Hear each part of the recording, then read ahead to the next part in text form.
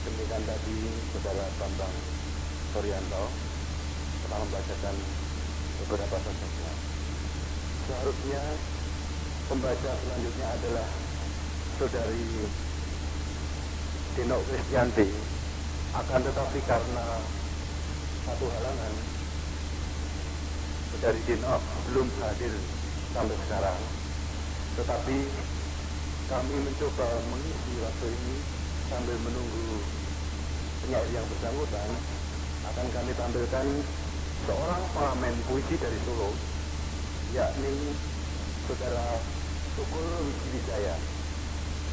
Tukul Wijiwijaya merupakan penyair potensial kota Solo yang lahir 24 tahun yang lalu. Dia maksud saya, selain menjadi seorang penyair juga seorang pemelitur. Dia punya pengalaman banyak ngamen, baik di Solo sendiri, Jogja, Semarang, Bandung, Solotiku dan sebagainya. Nanti akan Anda nikmati bagaimana dia begitu hafal akan puisi-puisi yang cukup banyak. Karangan-karangannya pernah dimuat di majalah HE, di mingguan Suara Merdeka, di harian Berita Nasional, dan banyak media lain seperti di Jakarta dan Surabaya. Sekarang saya persilakan Saudara Tukul Wijaya, penyair dari Surakarta. Silakan. Kehormatan pada malam hari ini untuk tampil di tempat yang ingin Anda akan saya angkatkan dengan puisi saya. Biasanya saya membacakan puisi saya tidak di tempat-tempat semacam ini. Ya pernah juga saya membaca di Jogja itu di Hatta Foundation itu, juga ngamen di simposium dulu itu. Tapi kebanyakan saya bawakan di jalanan. Saya masuk kampung, masuk restoran, dibisui wong juga pernah juga. Tapi juga ada juga yang sempat menawari saya untuk nginap, dan saya juga nginap waktu itu ngamen yaitu di Solotigo. Saya pernah ngamen di Undip, UMS, Satya Wacana, dan juga di Solo, di kota saya sendiri. Kebetulan pada saat ini saya tidak membawa puisi yang saya tulis, tetapi di benak saya ada sejuta puisi untuk Anda. Oke?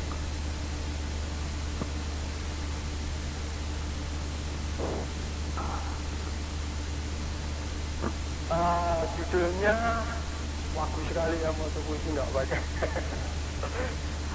Judulnya Saja Biasa. Saja biasa.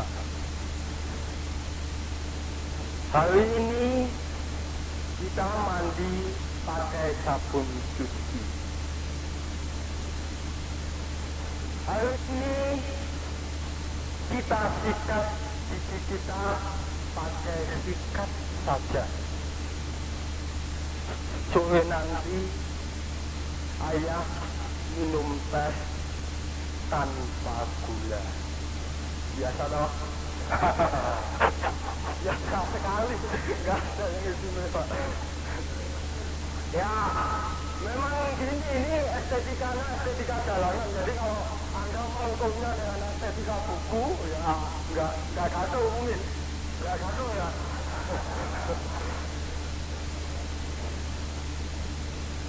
Kemudian saja yang kedua berjudul Saja Orang Bodoh. Saja orang bodoh. Orang yang hanya bisa mengangguk adalah orang bodoh. Iya kan? Orang yang tidak bisa mengangguk juga bodoh. Iya dong. Orang yang hanya bisa membantah adalah orang bodoh. Iya dong. Orang yang tidak bisa membantah adalah orang bodoh.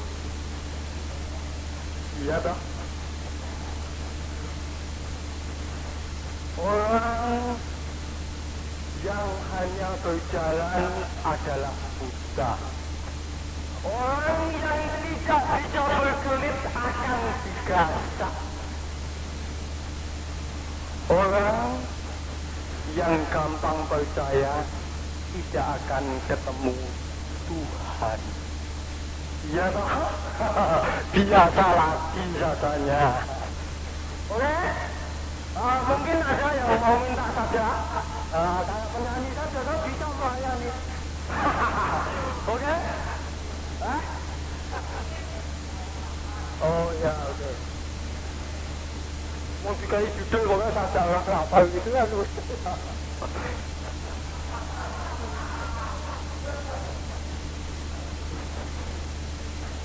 Tapi itu ditunda dulu ya, saja orang hafal. Nanti saya ceritakan. Sekarang sebuah saja yang amat pasti sekali. Judulnya Saja Haleluya.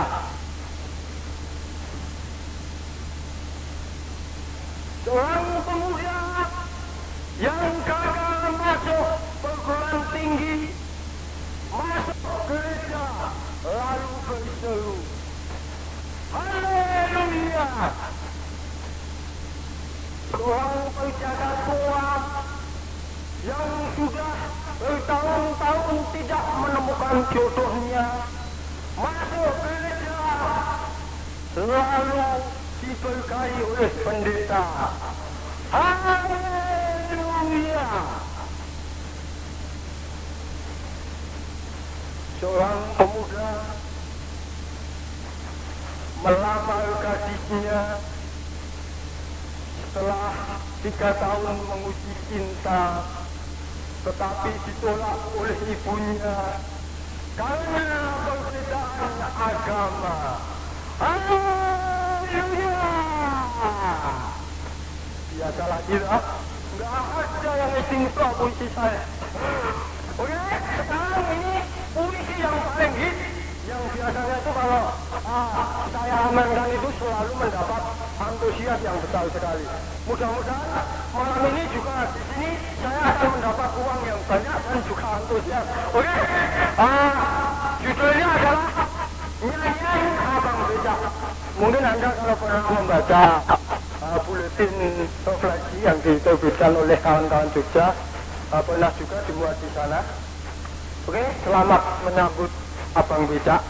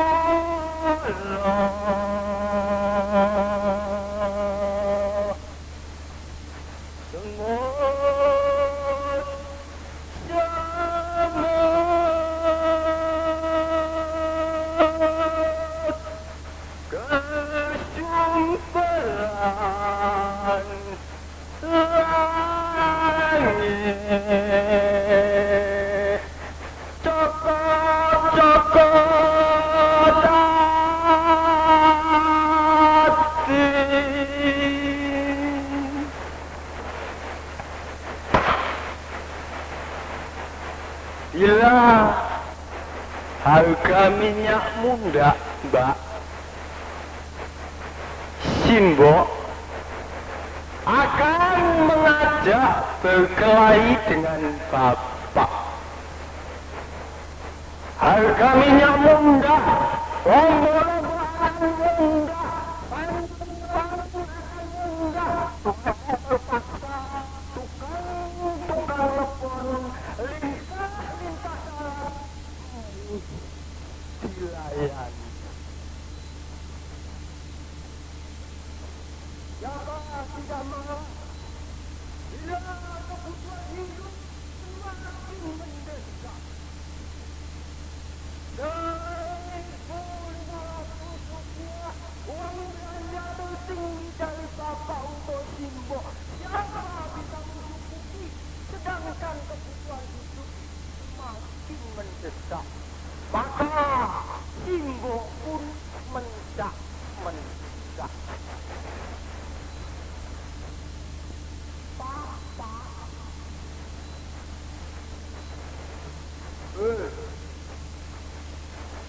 Anak kita kebacut metu papat lu.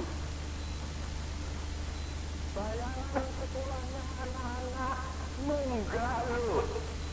Kita ngejeng mutah ngising. Orangku malah sudah isi lagi. Dan sopon ono sumbangan mana. Blok jadi manten. Semut jamur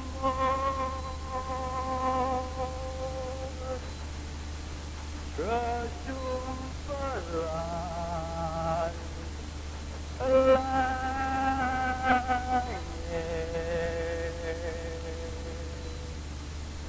tak simpan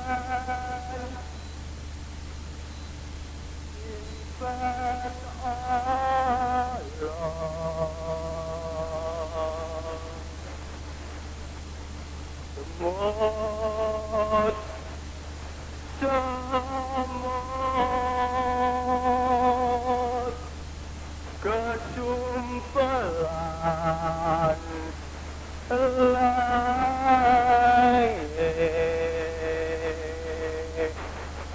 cokot-cokot hati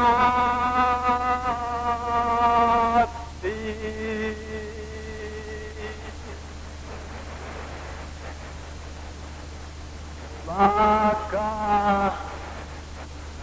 jika BBM kembali menginjak namun masih juga disebut langkah-langkah kebijaksanaan, maka aku tidak akan memohon pembangunan nasib kepadamu. Pengelan aduh gustiku, sebab nasib adalah permainan kekuasaan. Lampu butuh menyala butuh minyak, butuh kenyang butuh diisi. Namun Bapak hanya abang beca, abang beca,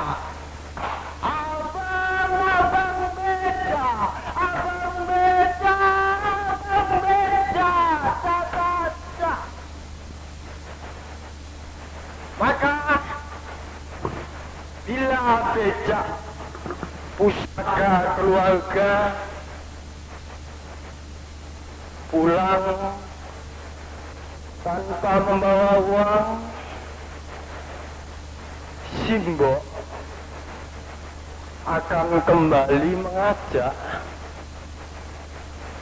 berkelahi dengan Bapak.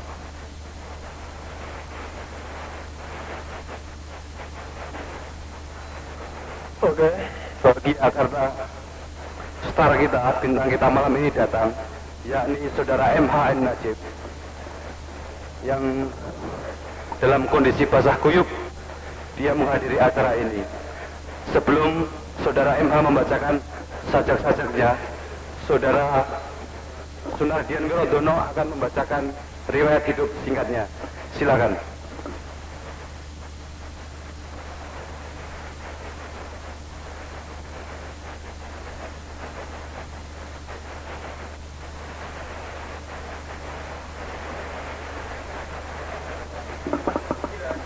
Suasananya agak hangat, saudara, setelah saudara Tukul Wijiwijaya tadi mengamenkan puisi-puisinya. Sekarang dia sedang menagih uang.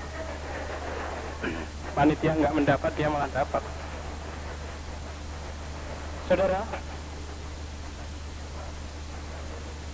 pembaca yang ketiga, sambil menunggu saudara Tukul mengumpulkan rezekinya,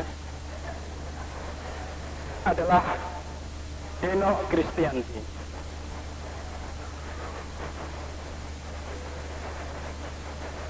Saya bacakan biodatanya.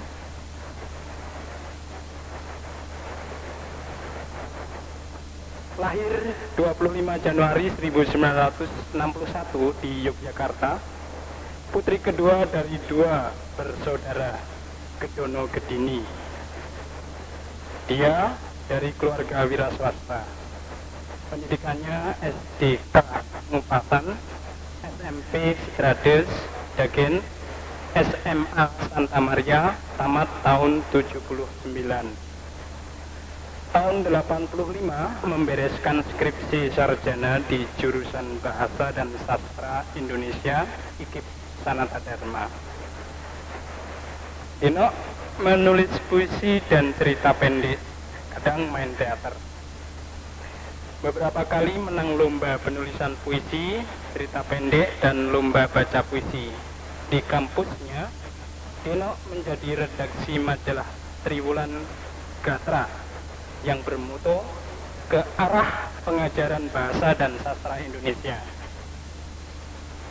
Ini dia bekerja di kantor Berita Antara cabang Yogyakarta dan mengasuh alam pelajar serta Universitaria RRI Nusantara II Stasiun Yogyakarta. Sedangkan sejumlah karya yang ada dalam sejumlah karyanya ada dalam antologi Kartini tahun 81, Penyair Jogja 3 Generasi tahun yang sama, dan Prasasti tahun 1984. Berikut petikan dialog.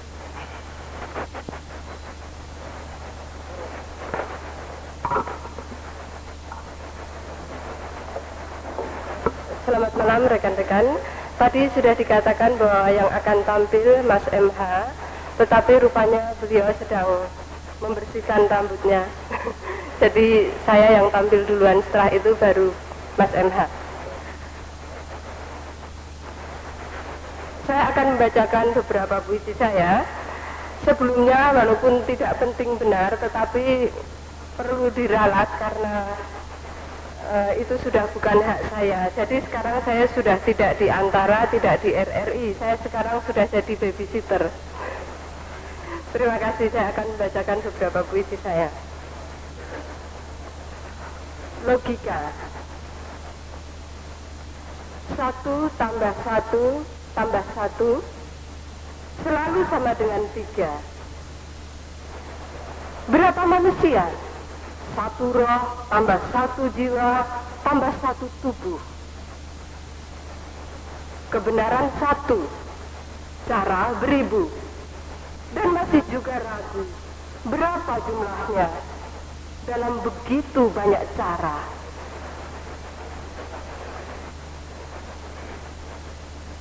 Malioboro. Malioboro jadi topeng. Wanita knes juga ke salon.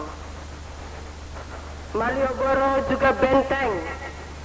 Kubu minder dan rendah diri. Kampung-kampung tua, becek dan sempit, meratap di punggungnya. Perempuan dan lelaki berdusta tentang nyamannya hidup abad ini. Malioboro simpan derita, perkampungan yang menempel di baliknya.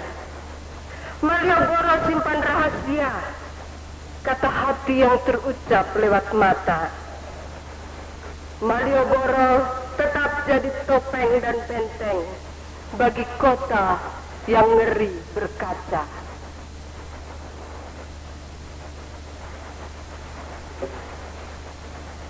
Semangkuk kacang merah. Kutukar nikmatmu dengan semangkuk kacang merah. Aku lemah. Alangkah enak rasa kacang. Begitu Esau bilang, harap darimu hilang. Aku lemah. Tak peduli semangkuk kacang merah hanya beri sekejap puas. Ku beli dengan harta warismu. Engkau berpaling. Tengoklah, sesamaku lempar tuduhan. Mereka tidak lapar, tidak lemah, tak butuh semangkuk kacang merah seperti Esau dan aku. Harta warismu kujajakan kacang merah Yakub. Akan terasing aku, terbuang aku dari kumpulan domba-dombamu. Tapi aku lemah dan lapar. Cobalah mengerti. Sekat memisah bilik-bilik kita.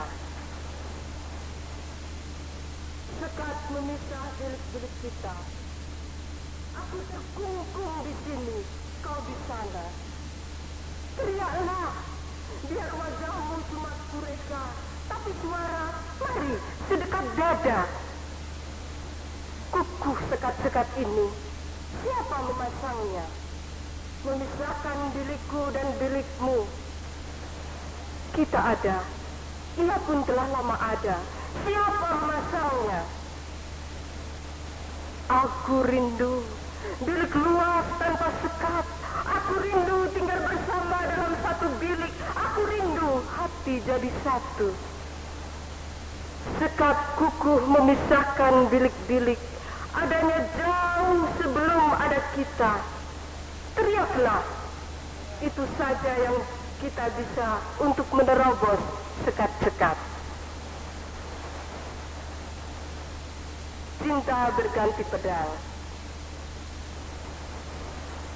Cinta mati berganti pedang. Laut jadi keruh, burung hilang sarang. Di mana hati mau berteduh? Tigam segala hewan agar diri merasai kepuasan. Rusak hutan bagi pohonan, pondokan, maaf.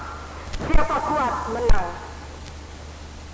Bumi rimba belantara, kepentingan saling berlaga. Aku utama, cinta nomor 2. Cinta mati berganti pedang. Hidup begini keras.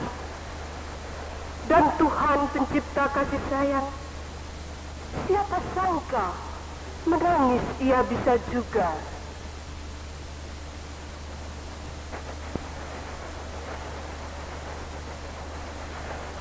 Yakni Saudara MH Ainun Nasib. Lahir 27 Mei 1953 di Jombang, Jawa Timur. Putra keempat dari 15 bersaudara. Dia lahir dari keluarga santri. Pendidikannya SD di dusunnya, kemudian Pondok Pesantren Gontor di Ponorogo, Jawa Timur, dan SMA 1 Muhammadiyah Yogyakarta, bagian Pasti Alam, yang tamat tahun 1971. Kemudian MH melanjutkan ke Fakultas Ekonomi UGM dan lolos. Selebihnya dia otodidak. Dia menulis sejak duduk di bangku SMA berupa puisi, cerpen, dan esai. Kemudian bergabung di Persada Study Club Asuhan Umbulan Duparangi di Mingguan Pelopor, Jogja. MH pernah menjadi wartawan harian masa kini Jogja dan mengasuh Ruang Insani, yakni sebuah rubrik yang mengutamakan persahabatan, khususnya bagi muda-mudi yang menaruh perhatian dan ingin mengembangkan bakatnya dalam menulis sastra di koran itu. Dia pun sering membacakan puisinya dengan iringan gamelan bersama kelompok teater dinasti yang berlangsung di masjid, kampus, kampung, dan sejumlah gedung kesenian. MH pernah mengikuti program workshop teater di peta di Filipina tahun 1980. Pernah juga ia mengikuti International Wedding Program di University Iowa, USA tahun 1981, dan mengikuti International Poetry Reading di Dulen, Rotterdam, Belanda tahun 1984. Tidak terus pulang, tapi dia mendapat undangan baca puisi di sejumlah negara Eropa dan berkesempatan belajar ilmu sosial di Leiden, Belanda. Bukunya yang sudah terbit, yakni M. Frustasi, yang diterbitkan oleh Pabrik Tulisan Yogyakarta, kemudian Sajak-sajak Sepanjang Jalan, hasil dari menang lomba penulisan puisi Tifa Sastra Universitas Indonesia Jakarta, dan 99 untuk Tuhanku, yang berupa kumpulan puisi-puisi berupa dialog dengan Tuhan. Kemudian Emma juga menulis sejumlah esai yang kemudian dikumpulkan dalam buku Indonesia Bagian Sangat Penting dari Desa Saya, yang diterbitkan oleh penerbit Jatayu Solo. Kemudian buku esai yang mencoba menggugat dominasi nilai di dalam peta kebudayaan Indonesia, yakni sastra yang membebaskan. Di samping itu, sejumlah puisinya terdapat dalam antologi sastra Indonesia yang disusun oleh Ayub Rosidi berjudul Laut Biru, Langit Biru. Sebuah esainya terdapat dalam antologi esai budaya sastra, editor Dik Hartoko. Kemudian kumpulan puisinya yang belum terbit, yakni Nyanyian Gelandangan dan Tempayan Agung.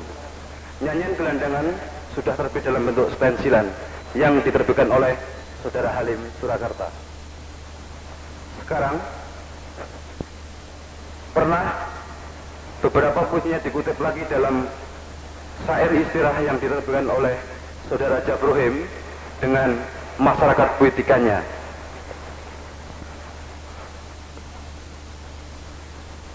MH juga sering menulis kolom di majalah Tempo, juga majalah Fokus, dan di Harian Kompas. Alamat di Batang Puluhan MD 2 217 Yogyakarta. Ada sekitar 16 puisinya yang dimuat di sini, dan saya persilakan Saudara Emma untuk membacakannya. Selamat menikmati.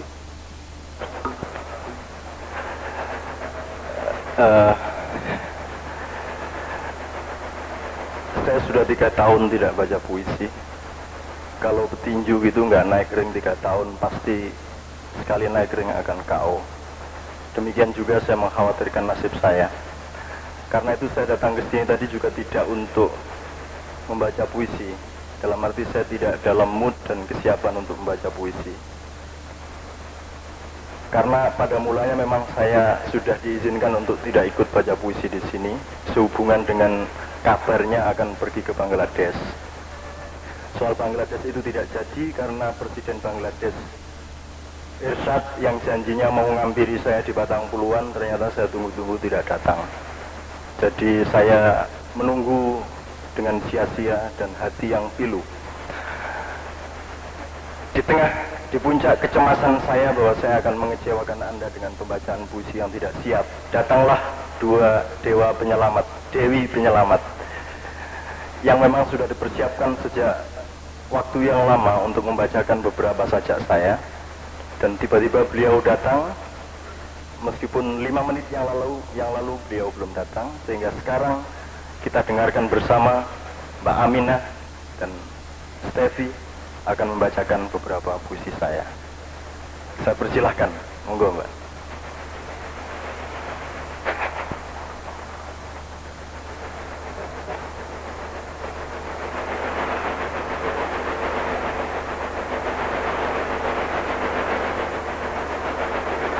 Orang di Cakrawala,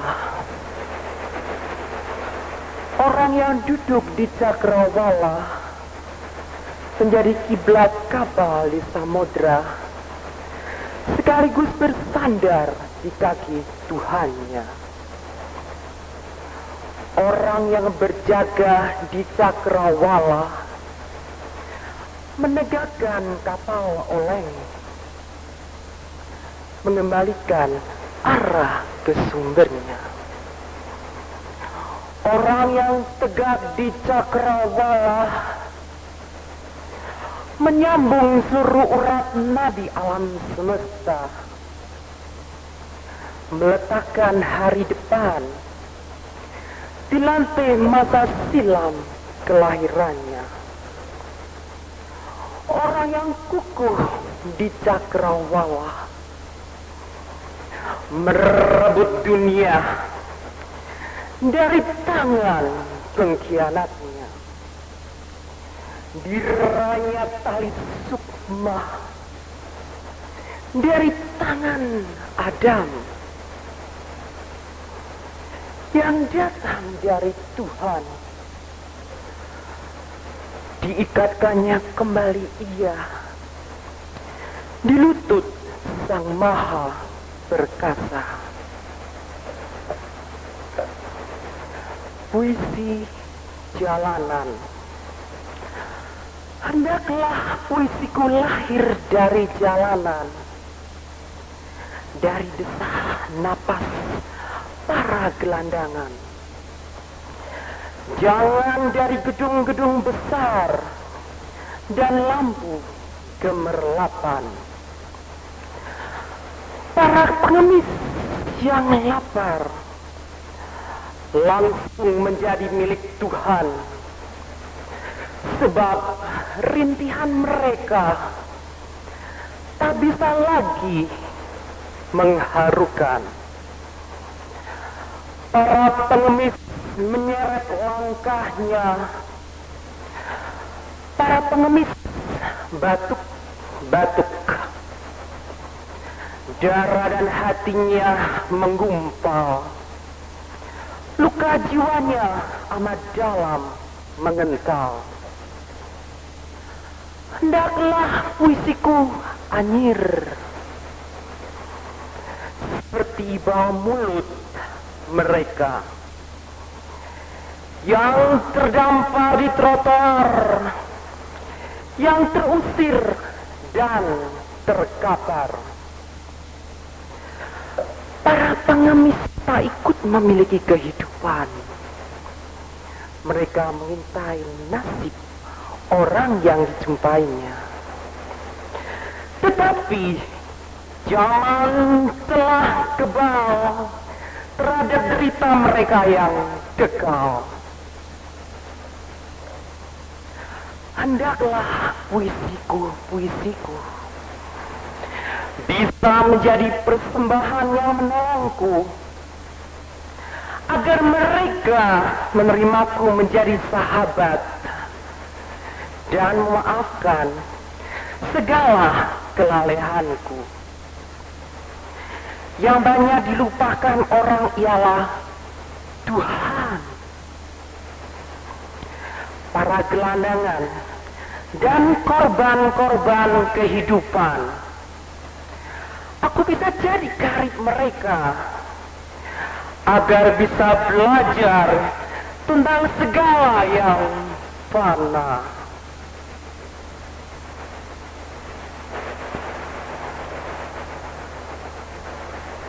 Bapak,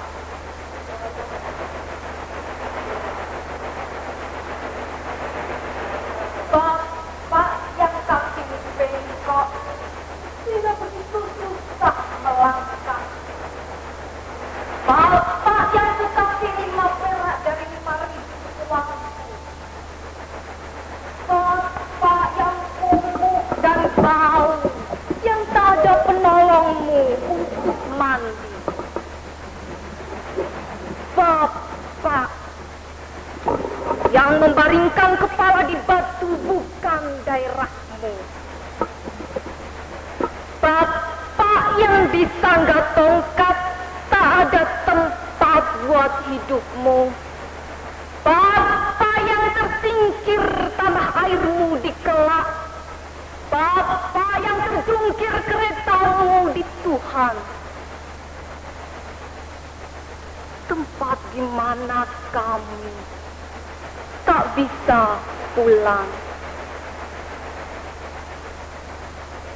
1980.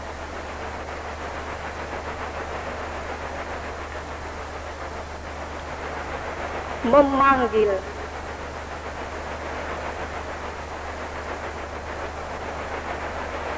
Walau berulang kali ku memanggil, tidaklah akan habis segala sesuatu karena dipanggil, melainkan tambah bertimbun dan berduyun, karena setiap kali muncullah engkau yang baru, karena setiap selesai memanggil baru ku tahu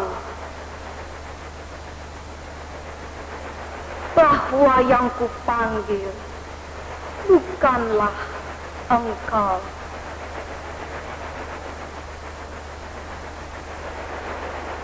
Walau berulang kali ku memanggil dan berulang kali engkau datang memenuhi rinduku yang menggigil, tidaklah akan tiba bunga kasihku.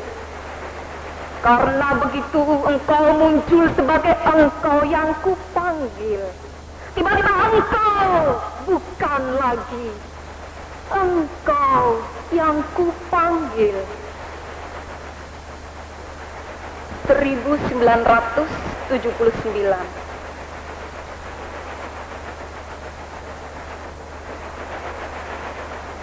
Matematika.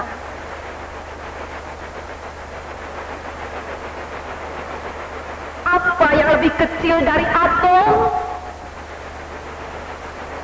Tentu ada. Ia bisa dipecah lagi. Dan alam semesta yang tak terhingga, adakah yang lebih besar darinya? Tentu ada. Ia bisa berjumlah 3 atau 1.000.000. Kita berada di tengahnya. Bumi kita tak berpijak. Dan tak ada tali gantungannya di angkasa.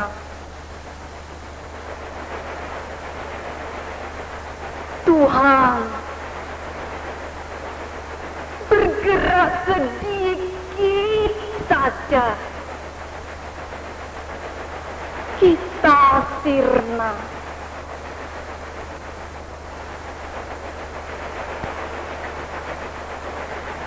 Jogjaku, indera di muka hanya kau panas 1000 panas. Tapi Jogjaku, apimu membekukan, dinginmu memanggang. Di kawah aku mengolah baja, namun engkau menantang keabadianku. Di antara pijar matahari dan malaikat salju, di pelukanmu ngantuk aku, tapi jika aku dengar detak jantung rahasiamu, ku peroleh tidur yang sebenarnya, tidur abadi, sunyi segala sunyi, terkatup mulutmu. Karena tahu sang sutradara hanya menorehkan sedih. Jogjaku, senyumanmu linuhung di belakang panggung. Beribu orang yang menghingga pernah ketemu dan bercakap-cakap denganmu. Anak-anak kecil yang menghiasimu dengan beratus gelar, menabur janji, menancapkan papan-papan ikrar dan menyuratkan puing-puing mimpi yang terbengkelai. Kata-kata macet di tengah pidato silang tindi, nilai-nilai undur diri kepadamu. Di tengah program bingung dan gerak yang serba rancu, roh anak-anakmu terguncang oleh kendaraan-kendaraan yang kesurupan di atas danau-danau jalan rayamu. Kemudian, sekian ratus di antara mereka mati rahasia. Dan engkau tahu persis jumlahnya. Tanpa mereka pernah kepadamu membukakannya. Jogjaku, senyuman linuhungmu mengurung bagai hamparan langit yang maha sabar. Jogjaku, engkau memaafkan para pelacur dan maling di jalan dan di singgasana. Di jalan, di ganggang sempit, engkau menanam janji sunyi. Di singgasana, engkau menaruh rasa iba hati. Karena jika engkau dijual untuk sepiring nasi, sesungguhnya engkau takkan pernah bisa digadekan atau dicuri. Jogjaku, engkau diangkut dari sungai masa silam dengan truk hari depan. Jogjaku, engkau direbut dari masa datang dan tersa terlempar ke museum kelam yang silam.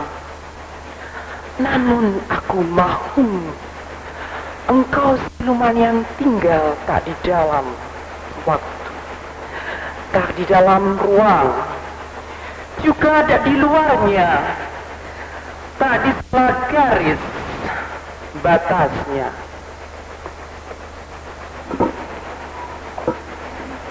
Menghampar di dalam sebuah gua tanpa dinding. Bisu.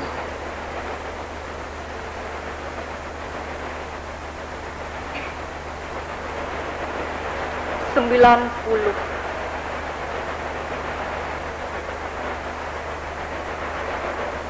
Tuhanku, di dalam diriku ada ruang amat luas, tak berbatas. Fajar hari melemparinya dengan batu, tapi tak bergeming ia, karena tak berdinding. Pagi membibitkan berjuta anak panah, tapi tak terluka ia, karena kosong. Kemudian ia membakarnya dengan api iblis, tak terbakar ia, karena lembut bagai kristal angin sore, menumpahkan air busuk dan sampah dunia. Tapi dubahnya menjadi bunga dan tenaga, dan malam menikahkan pisaunya bertubi-tubi. Darah mengalir menjadi bentahan samudera yang biru. Aku berlayar ke daerahmu.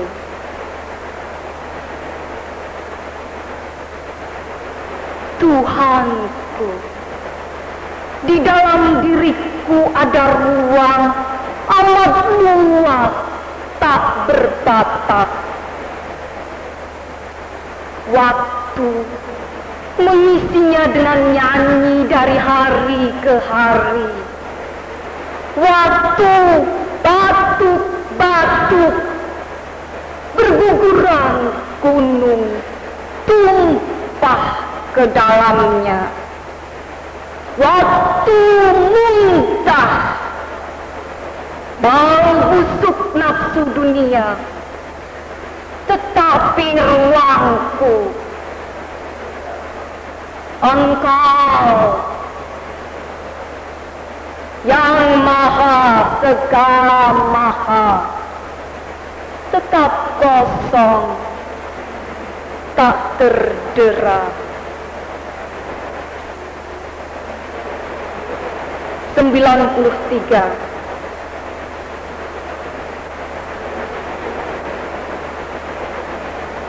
Tuhanku,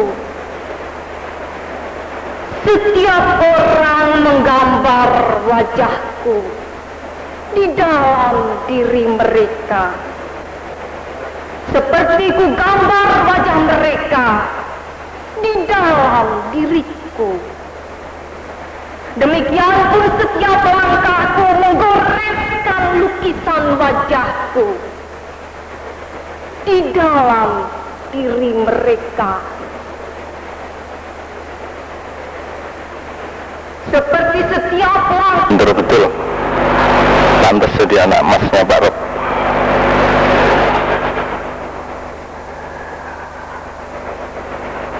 Sesungguhnya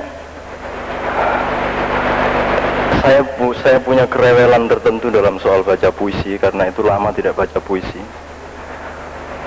Saya punya pedoman yang agak bombas bahwa pembacaan puisi itu harus mengarah kepada suatu hikmah sosial, dan itu sekarang sukar dijumpai karena kita mengalami satu fase sejarah yang sangat tajam soal keberantakan sosialnya. Karena itu saya merasa hilang, tetapi Malam ini saya harapkan kita berada di luar sejarah Indonesia yang akan pemilu pura-pura itu dan seterusnya, dan saya ingin bacakan 1-2 puisi yang juga di luar sejarah. Aku Rahwana di antara 2 gunung, aku himpit, aku tindih diriku sendiri. Aku makan tanah campur besi, aku minum air dan udara. Aku buang tinja sebanyak-banyaknya dan dikeroyok, diperebutkan oleh orang-orang seluruh dunia. Aku hisap darah mereka supaya mereka menjadi rakus darah dan lapar batu-batu. Kalau aku menggeliat spermaku tumpah, orang-orang itu mencucuk lendir-lendir itu.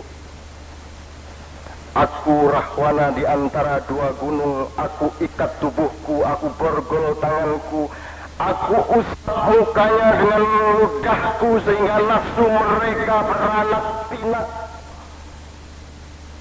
Aku bersila di sisi Rahwana, aku meratapi dan menertawakannya. Aku bersila, aku Batara Hanuman bertapa 100 abad lamanya. Aku Hanuman, aku Batara Hanuman mengawasi Rahwana sepanjang matahari. Aku Rahwana memberontaki Hanuman dalam tidur dan jaga. Aku Hanuman menutup mulut di sisi Rahwana. Dan aku Rahwana menutup mulut di sisi Hanuman. Aku Hanuman menutup mulut sampai Allah kelak. Aku Rahwana menutup mulut sampai Allah. Aku menutup mulut sampai Allah. Aku menutup mulut sampai Allah. Aku akan tutup mulut sampai Allah.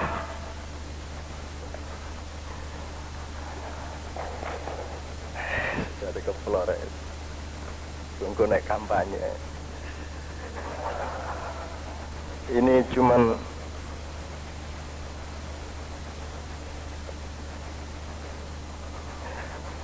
puisi kekasih, belum selesai.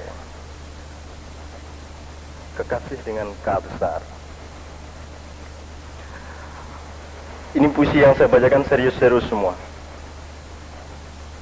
Puisi kekasih belum selesai. Ia bawa ke perjalanan.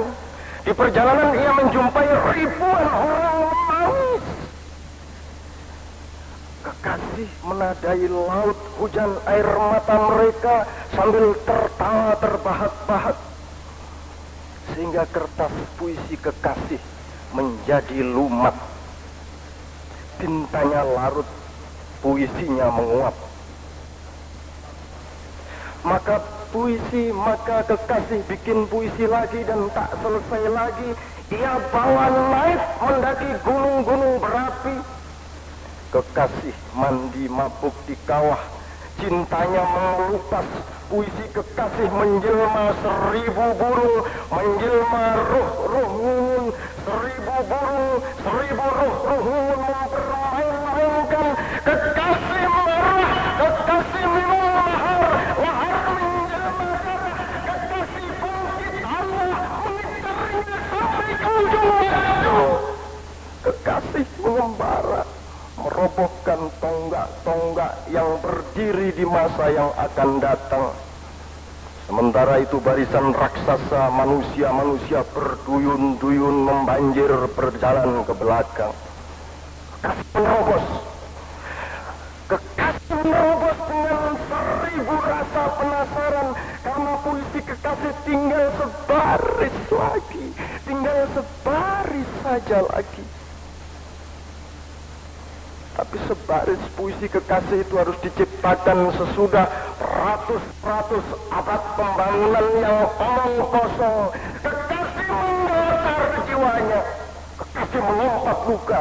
Selangkah sesudah waktu, sedimensi sesudah ruang, tergolek bait nyanyian yang ditunda, Aku mabuk Allah, aku mabuk Allah dalam tumpahan minuman keras nasibku. Aku mabuk Allah dalam segala luka menjadi satu. Aku mabuk Allah dalam rindu tidak sedia dijebak waktu. Aku mabuk Allah dalam sembahyang yang tanpa sopan santun, tanpa doa dan gerak laku. Aku mabuk Allah, aku mabuk Allah yang bernyanyi di luar pagar nada. Aku mabuk Allah yang berpuisi di sela-sela bait dan kata-kata. Aku mabuk Allah ketika malam tidak bangun pagi. Aku mabuk Allah ketika pagi tidak berangkat siang. Aku mabuk Allah ketika siang tidak menjadi sore. Aku mabuk Allah ketika sore tak merunduk senja. Aku mabuk Allah ketika senja tidak menyemput malam. Aku mabuk Allah dalam pikiran yang tidak bisa dirumuskan. Aku mabuk Allah dalam rasa jiwa yang ditorehkan. Aku mabuk Allah dalam buku-buku yang tidak bisa ditulis. Aku mabuk Allah dalam lagu yang tidak pernah dinyanyikan. Aku mabuk Allah dalam rahasia waktu yang selalu ditinggalkan oleh orang-orang. Aku mabuk Allah di angka hitungan yang dilewatkan. Aku mabuk Allah di kek-kekku sunyi kehidupan. Aku mabuk Allah di semua jalan-jalan yang tidak dipilih oleh orang-orang. Menggeret, aduh. Gimana, sudah ya? Satu lagi yang agak pendek aja.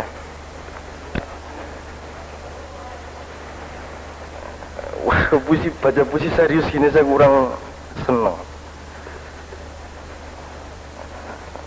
Orang pada ketawa ngopo kayak penyair yang ngotot-ngotot. Rumangsane Indonesia njuk berubah wae. Rumangsane njuk orde baru tadi, orde supra baru wae, orde baru yang ini iki ya. Sialan. Ini pernah dibaca oleh Butet. Putra Kinasih B. Kusudiarjo. B itu kependekan dari Varum. Sialan. Semua orang suntuk dalam kegairahan awal abad 20. Aku malah ngantuk dalam kejenuhan akhir abad itu. Sialan.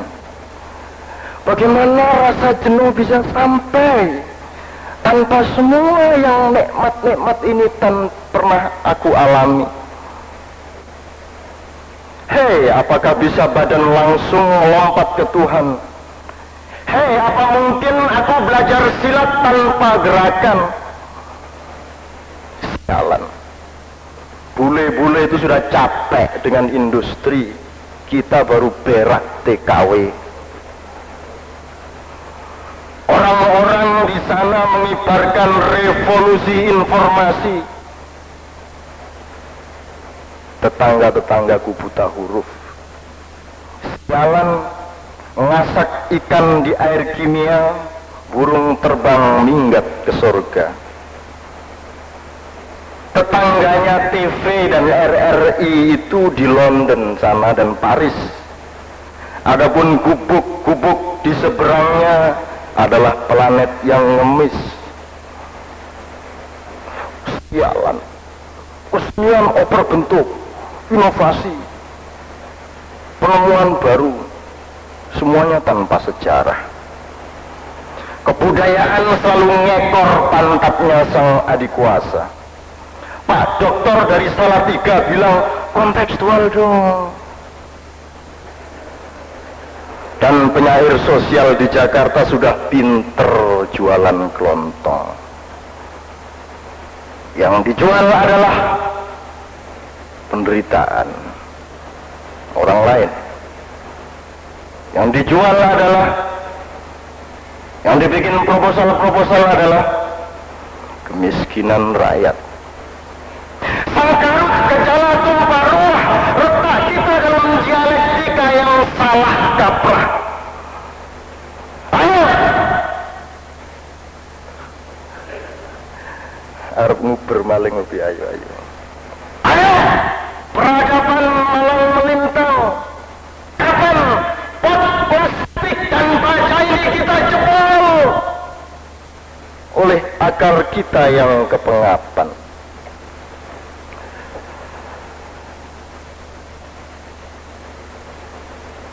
Aku berenang di lautan darah yang terbikin dari Tuhan dan sejarah.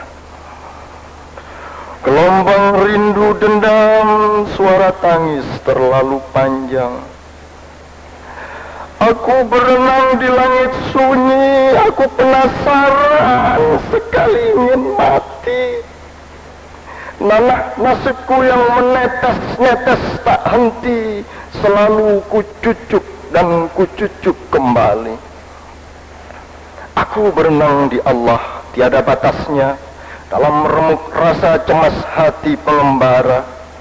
Ku minum darah, ku muntahkan darah, kekasih sungsang di rahimku yang terajah. Satu lagi yang saya janjikan pendek tadi, tidak kunjung Tuhan. Hidupku tidak kunjung Tuhan, namun matiku semogalah sudah kusisih-sisihkan badan agar cepat tergabung di Allah. Sekian saja, terima kasih. Assalamualaikum warahmatullahi wabarakatuh. Pembacaan puisi tadi dengan gayanya yang vokal Pak Orator MH ini saya rasa cukup layak menjadi juru kampanye PBB Partai Bengok-Bengok. Saudara-saudara, perlu diketahui kita sangat beruntung bisa mendengarkan beliau membacakan puisinya, karena beberapa tahun terakhir ini santri Jombang ini agak mengurangi pementasan di berbagai kesempatan. Dia ngomong bahwa saat ini saat yang terbaik untuk Papua Bisu. Untuk itu kita tunggu saja hasilnya, bagaimana dia berkarya selanjutnya. Oke saudara-saudara, pembaca puisi selanjutnya adalah saudara Fauzi Absal Rizal, maksud saya Fauzi Absal, seorang penyair yang cukup setia menekuni bidang puisi. Bahkan di antara kalangan penyair dia dianggap menjadi menjadi maurekso karena setianya menjaga perpustakaan di Jogja. Dia setia hari demi hari menekuni sepatu demi sepatu di dekat Mataram Theater untuk menyambung hidupnya. Sudah itu puisi, sepatu puisi, begitu hidupnya. Tetapi sayang, penyair eksistensialis ini tidak bisa hadir karena takut hujan. Seperti kita tahu, air hujan itu begitu tajamnya bagi penyair puisi kan. Tetapi ada seorang pembaca puisi wanita, seorang gadis manis, Sri Pahlawati Hadiningrum, yang berulang kali menjuarai pembacaan puisi di Jogja, yang bersedia membacakan puisi-puisi saudara Fauzi Absal. Tetapi sebelumnya, saudara Natalia akan membacakan riwayat hidup saudara Fauzi Absal dan saudara Sri Pahlawati Hadiningrum. Sekian dan selamat menikmati.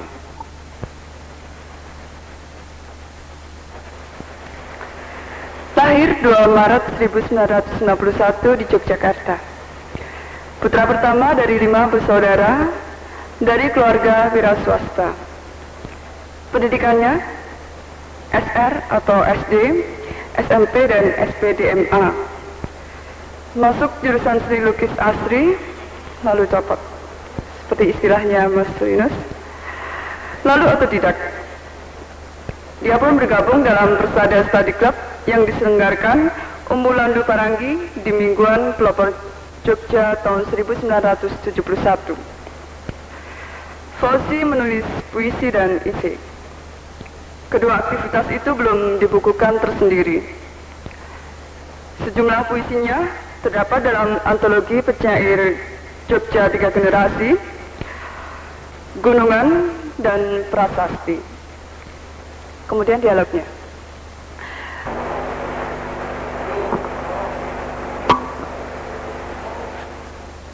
Selamat malam.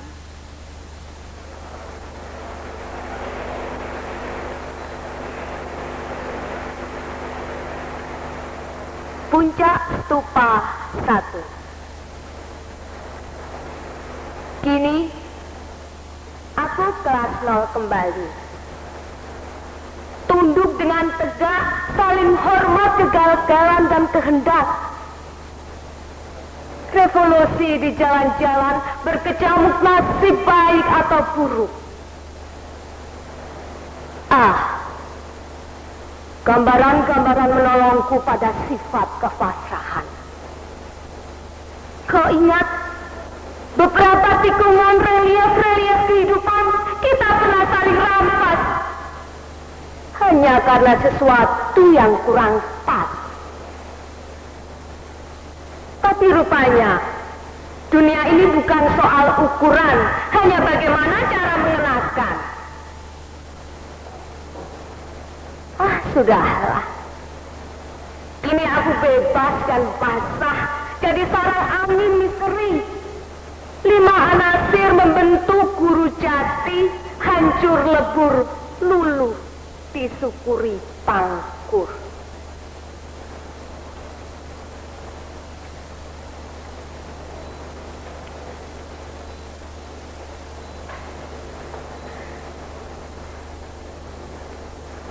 Rahman Jawa. Bank menjalankan uang, hati menjalankan martabat, bahasa tanda maju mundur ini jagat. Sebagai Jawa, mana Jawamu? Hong bawono langgeng, sir pong dele kosong, sir pong dele kosong, sopong guyu deleake. Mundurlah kau sesaat saja. Mari bertatap muka. Gulai dengan senyum, sudah lama kurasa kau kalah kabut, kalah tiada terkira, angkara membagi buta. Aku Pawongan Jawa, izinkan berbicara. Pada saat-saat yang menjepit antara tugas, kewajiban, dan cinta. Jangan salah tafsir, jangan salah cetak, jangan salah lihat.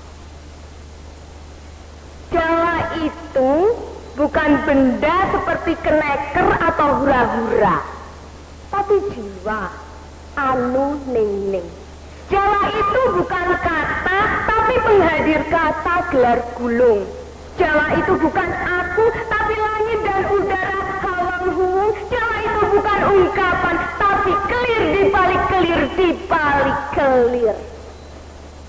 Lenggang lenggoing kenyong ayujo putri Solo. Ngono ya ngono, ning aja ngono. Padha ndong kok dicampuri pace. Kena omong-omong, ning aja ngece.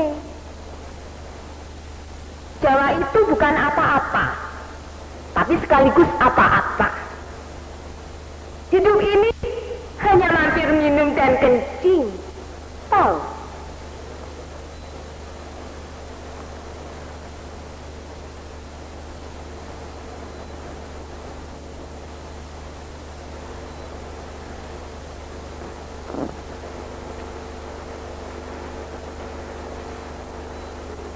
Kepada ibunda dari seorang gadisnya. Kecewa atau curiga karena kita sudah hafal apa dan siapa yang kita hadapi sehari-hari.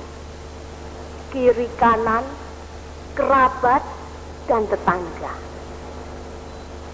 Ya, benda macam apakah kehidupan ini, Ibu? Keinginan-keinginan bagai sungai mengalir memenuhi hati kita dari pagi ke senja. Mengikuti perubahan warna dari siang ke malam. Ibu, Kita dilepas sebagai kupu-kupu, merdeka untuk tidak menyerah pada segala bentuk dan kilau permukaan ataupun lalu lintas benda-benda. Dan kekuatan itu kita punya, Ibu. Warisan dari mbah kakek kita. Jampi Jawi asli, mulur mungkret, empan papan. Gairah ini diantara berbagai macam tingkah dan kenalan. Oh Ibu, bukankah dunia ini hanya meja perjamuan?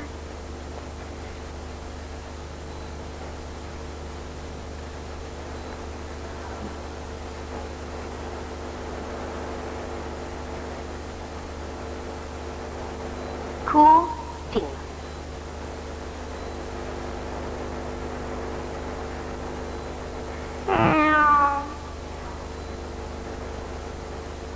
Oh piaraanku sejak kanak, malam ini kau harus memburu tikus bila lapar. Daging dan lauk pauk ku bagi dengan istriku. Ikhlaskanlah. Peristiwa ini agar dicatat dalam sejarah bahwa kau pernah berkorban dalam kasus asmara ini. Ya. Aku